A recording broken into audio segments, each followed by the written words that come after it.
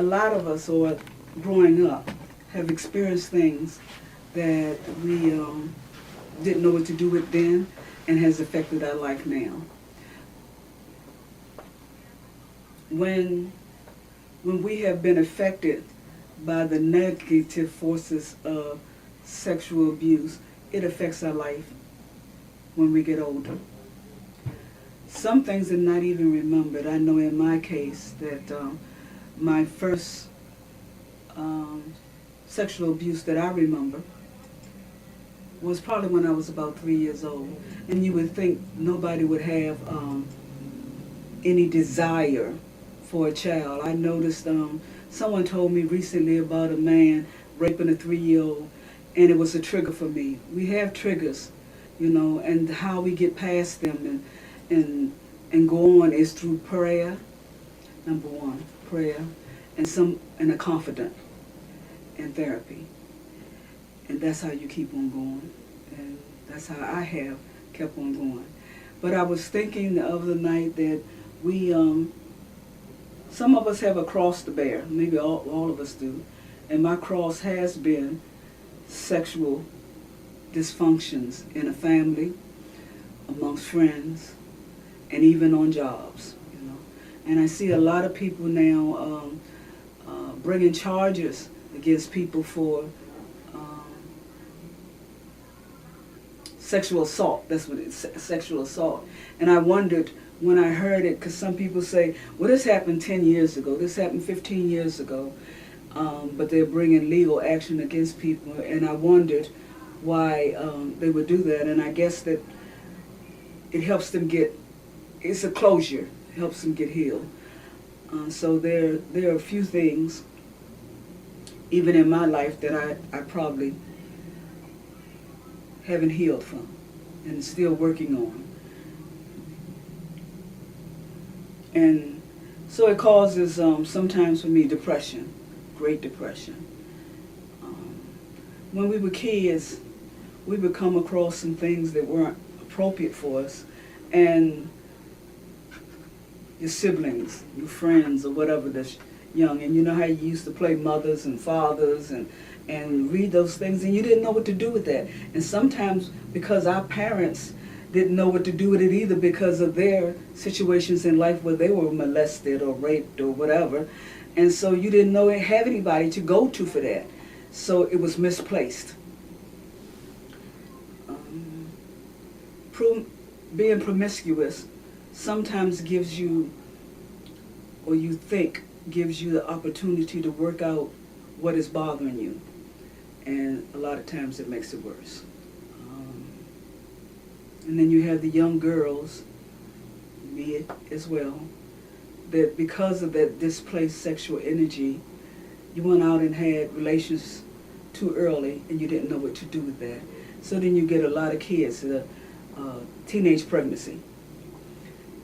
And even it affects the girls, but it also affects the boys too, because they don't know how to be a good parent, don't know how to be a parent. They're not mature enough. So then it goes on, the cycle goes on, and we have to break that cycle. And how do we break that cycle? Prayer. Prayer helps you break that cycle. It doesn't mean that it does. I know that I have stayed in therapy forever. I was telling somebody that today, forever. And if it hadn't been for therapy, and if it hadn't been for the Lord, I wouldn't be here today. And I know that, And rape, assault, sometimes happens in the family, sometimes happens with a friend, and sometimes happens with a stranger. And don't let anybody let you think that if it was a friend or a date, like in date rape and things, that it's not rape, because it is rape. I remember a time when my husband wasn't the nicest person intimately, and it was rape, but you went along with it because you were told that is your husband, And I even sought legal help with that, and they said a husband can't rape his wife. Well, this was back in the 70s, and There's a lot of things that have changed since then. Thank God that it has, because some people don't know where to turn to that. That's a part of domestic violence, whether it be physical, mental, or sexual. So all of these things coming along has happened to people I know, has happened to me. And it has been a rough road. And then you get, I have gotten where I don't want to tell anybody because I'm embarrassed, about what has happened to me. I'm embarrassed because I let it happen and didn't seek any help like these people are doing now. I don't want someone from my past to have to pay or go to court or whatever. What I want is healing.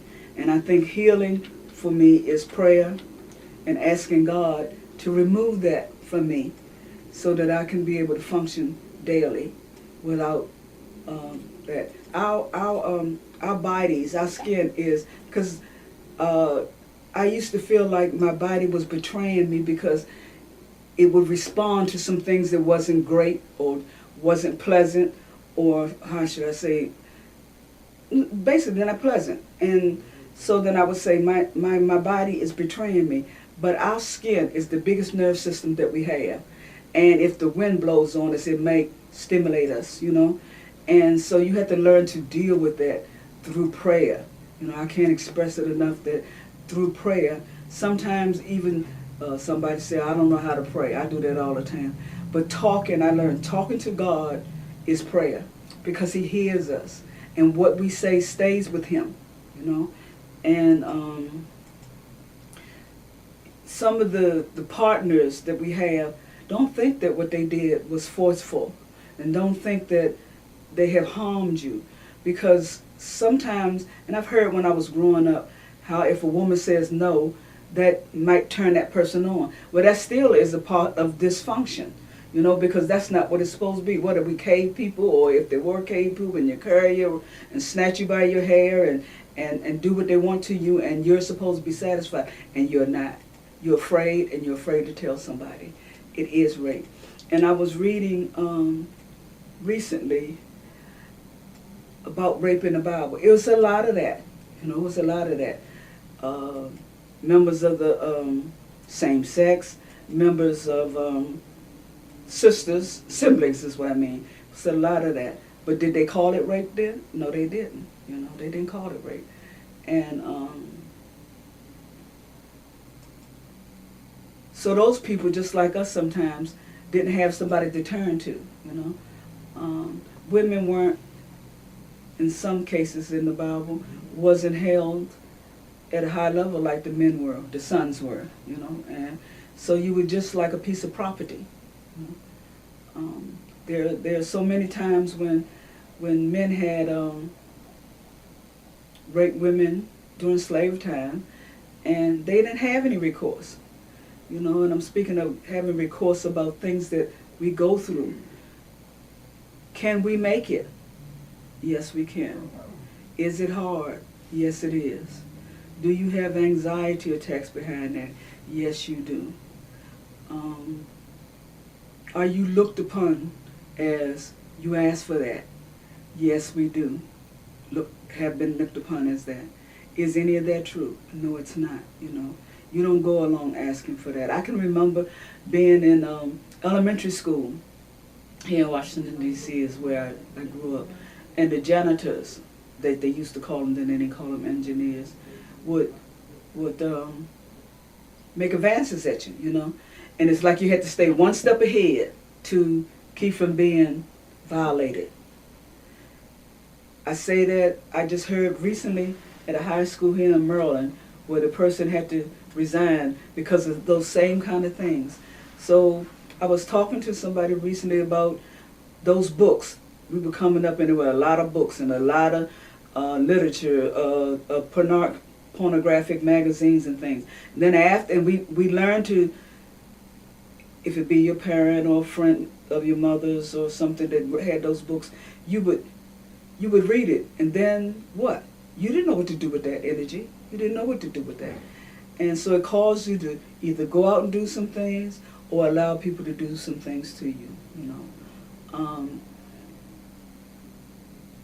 Repeating what happened to you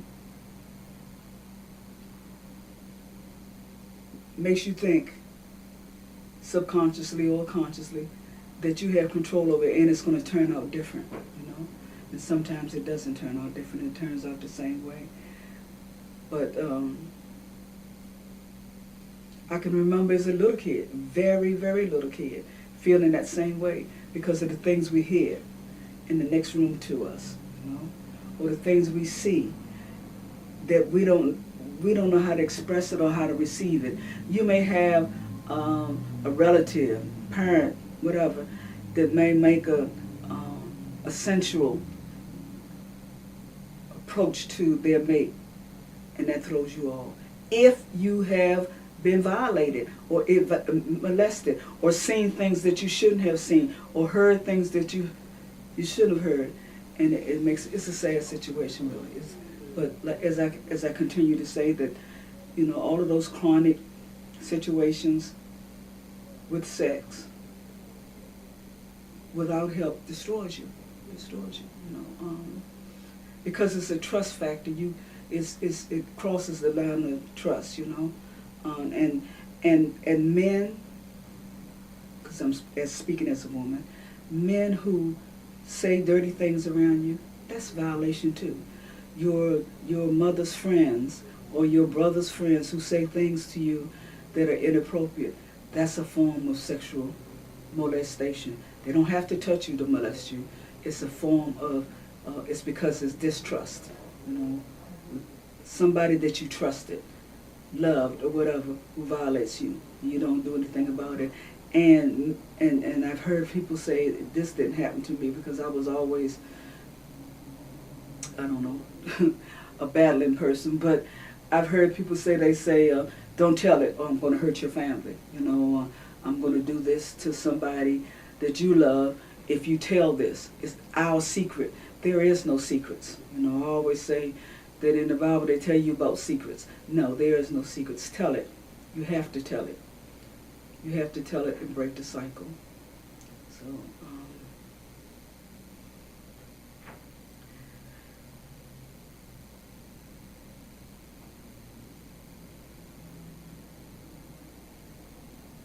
some of the things that people do to you really, really, really bad.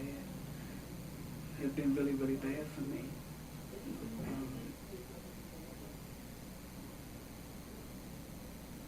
But thank God I'm here. Thank God I have moved past most of that, a great deal of that. So, pray, and pray. Try not to slip and fall back into those situations. Some people, and I'm thinking, some people use drugs to anesthetize those feelings that they have. You know, drugs, alcohol, or whatever. You know, I think they do, and then sometimes more happens because you're in an environment where you say where you do those things, and then some more of that stuff happens to you.